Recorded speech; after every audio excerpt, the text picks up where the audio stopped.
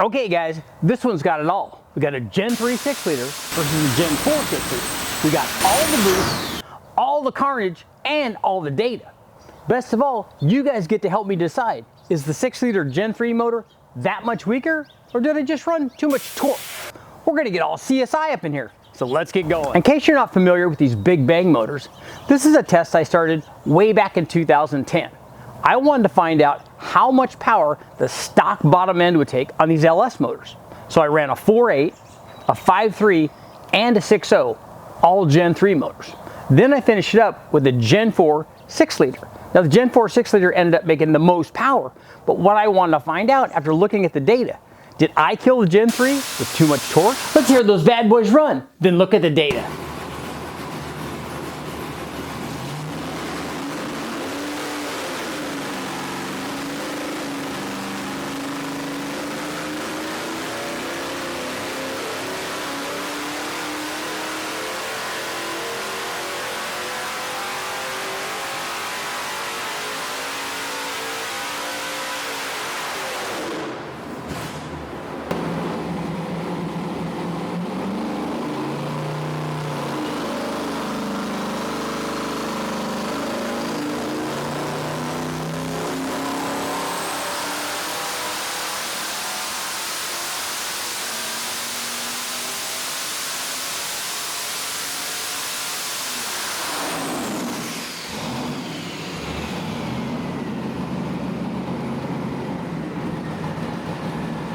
Okay, here's the 6-liter Big Bang. You can see we have some problems here.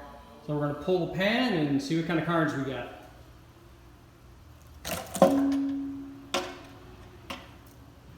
Oh yeah, I don't think it's supposed to be like that. Oh yeah, parts coming out, rattling around. Look, I don't think it's supposed to be like that. Yeah, we got some good stuff here.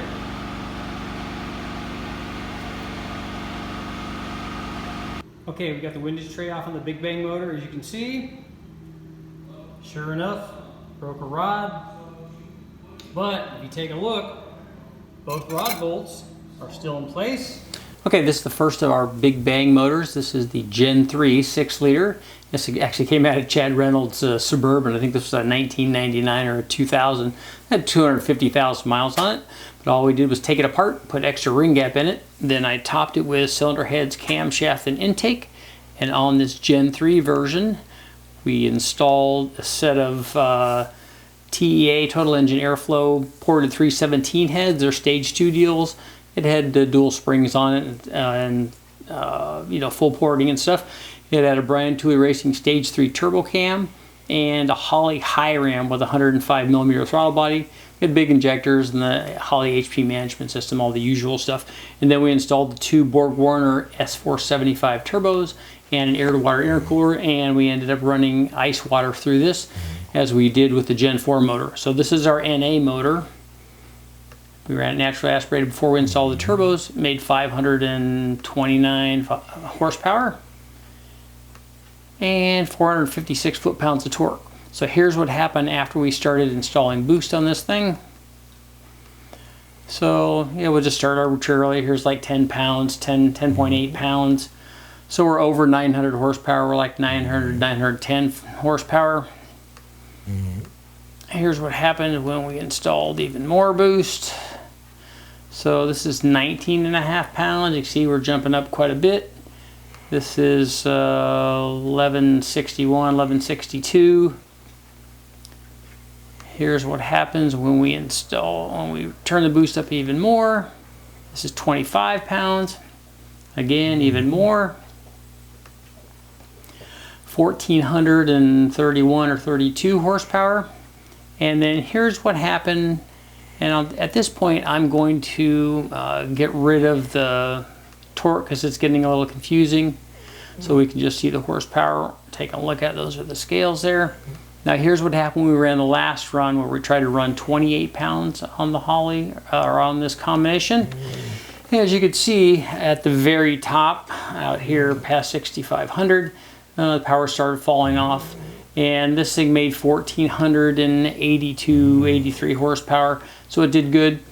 But now here's what I want to show you. Let's switch over to the torque curve on this Gen 3 deal, because at that 1482 horsepower, it also had a fairly big torque number.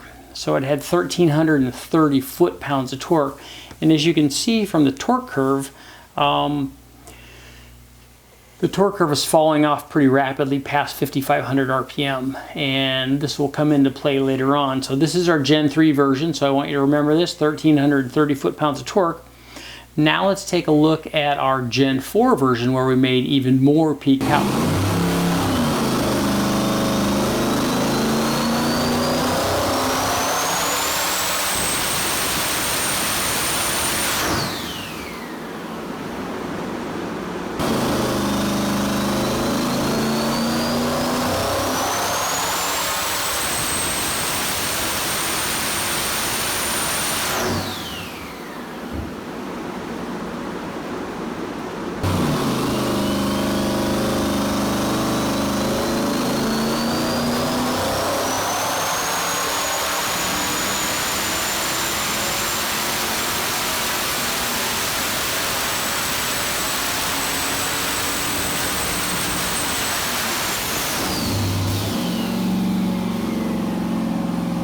Here's our Gen 4 version of our Big Bang combination.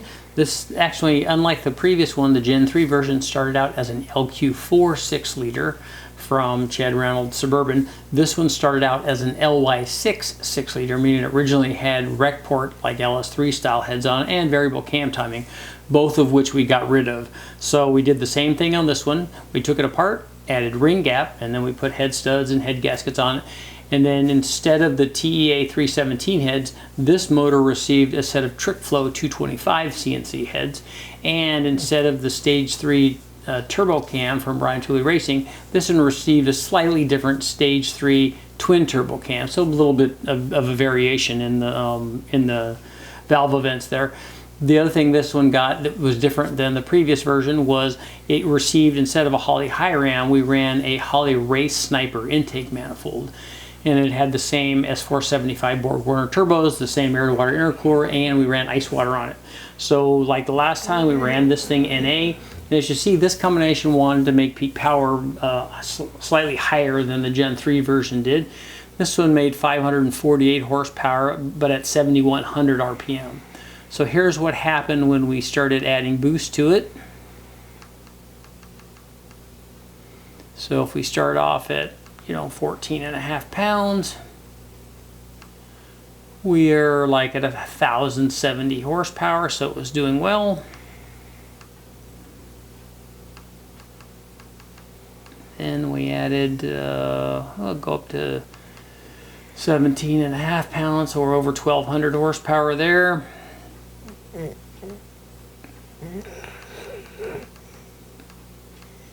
Then 22 pounds.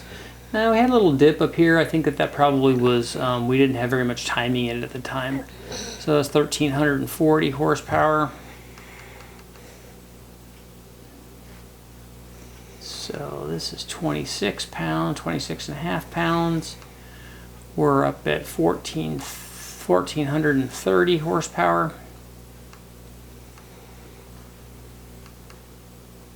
And then the final run where we actually ran out of map sensor. I only had a 3-bar map sensor at this time.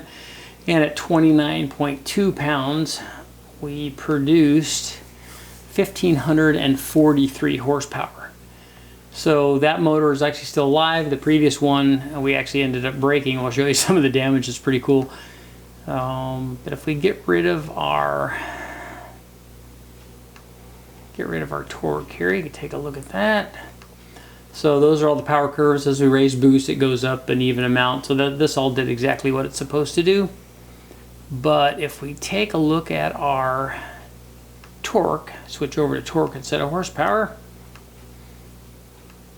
we see that even though this one made 1,543 horsepower, it did so while only making 1,255 foot-pounds of torque. So this one actually made less torque than the Gen 3 motor, which now what I want to do is get to a comparison between the torque produced by these two. And I think that might tell us exactly what happened and why the previous motor actually broke. So obviously a comparison is ordered between the two, between the Gen 3 6-liter and the Gen 4 6-liter, both kind of at their maximum boost levels. So this is our Gen 4 version where we were running, where we made 1,543 horsepower. And this is our, this is our Gen 4 version. This is our Gen 3 version where we made 1,482. But as you can see, and probably the easiest way to look at this is, let me go ahead and get rid of horsepower because we don't care about the peak power right now so much, because we're going to focus on actually the torque production. I think that's where the answer lies. So if we take a look at this, we can see the difference. The blue line, the lower line, is actually the one that made the most power, and the reason that it did that is because way out here near 7,000, it was making more torque. But if you look at all of the stuff before that in the middle, our Gen 3 version, that twin turbo combination produced 1,330 foot-pounds of torque. And on the Gen 4 version, we only had 1,255. I say only 1,255. That's still quite a bit less than the other one, and I think that that's our problem.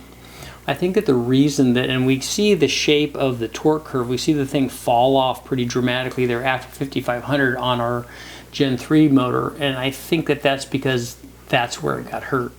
I think we're starting to see the thing go away because this is the run where the motor basically let go. And I think that we're starting to see that.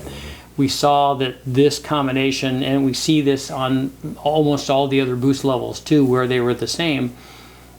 That Gen 3 version had, that combination had more boost response. The boost response was better. You can see it's making more torque, and I'll show you the boost curve in just a minute of these two runs, and you can see the reason that it's making more torque through the whole range basically there is because it had more boost there. So it had better boost response, it had more boost there, and then that tailored off. So only at the very end were we able to have more boost and more power on the Gen 4 version. But this tells me, I think, that our Gen 3 motor broke because it had because we were asking it to make 1,330 foot-pounds of torque. So now the question is, and I'm going to go ahead and show you the boost curves just so you know what I'm talking about here.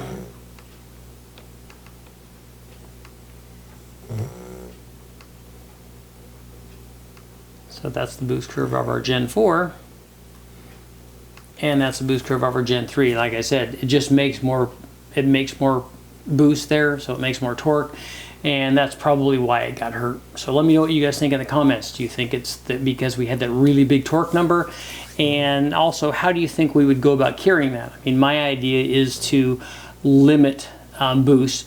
We have an electronic boost controller which we can configure to work with RPM, so I can bring the boost in gradually, kind of more like a centrifugal supercharger. I can also change the combination, the motor, to have it make less power and less torque in that range also. I can put a short runner intake on there. I can change the cam timing. We can soften the compression up a little bit. We can do a few things so that it makes less, basically, NA power, and will make less torque there. But the best thing that we could do is change the boost curve so that we can have the boost ramp in slower and have a big peak number at the top and less torque right there. And again, we're only doing this to see a big peak number as a gee whiz kind of thing. Obviously in the car you would want to have that torque. Now we can play with timing a little bit there, but that has less of an effect. What we want to do is have less boost. So let me know what you guys think. Okay guys, what do you think? Did I kill the Gen 3 with too much torque? What about the Gen 4? I know I need to run it again with a 4-bar map sensor. Can we make even more power if I run a nice, smooth, like rising curve, kind of like a centrifugal? Can we get a big number? Can I get over 1,600 horsepower? Maybe more? We're gonna find out. Thanks for watching, guys. Make sure to like, share, subscribe, ring the bell, do all that stuff. I'll keep testing.